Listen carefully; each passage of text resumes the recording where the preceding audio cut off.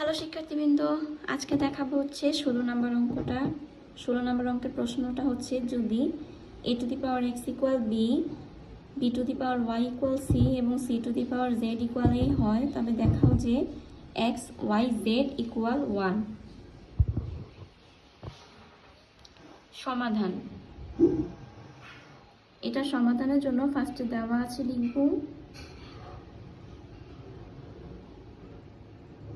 দেওয়া আছে দিয়ে এই যে a to the power x equal b, b to the power y equal c, c to the power z equal a, এগুলা লিখবো।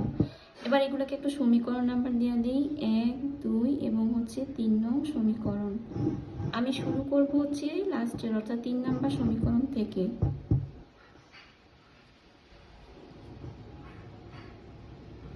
তিন নং হতে পাই বা 3 নং সমীকরণ হতে পাই c to the power z equal a, বা 2 নং সমীকরণে c এর মান দেওয়া হচ্ছে b to the power y, অর্থাৎ এই যে c এর মান b to the power y দেওয়া, আর পাওয়ারে z যেখানে যেভাবে আছে লিখবো ইকুয়াল a। বা এবার পাওয়ারগুলো গুণ হয়ে যাবে, গুণ হয়ে গেলে হবে b to the power yz equal a। বা b এর মান দেওয়া আছে 1 নং সমীকরণে, 1 নং সমীকরণে b এর মান দেওয়া হচ্ছে a to the power x, তো b এর জায়গায় আমি a to the power x লিখবো, আর পাওয়ারে তো yz থাকবেই, ইকুয়াল a।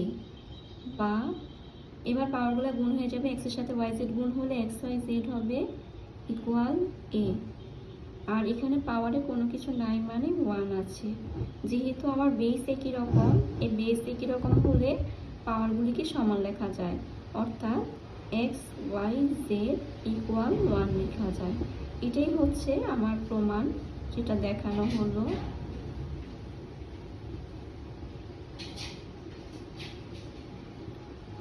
তো আজকে এ পর্যন্তই, ভালো থাকবেন।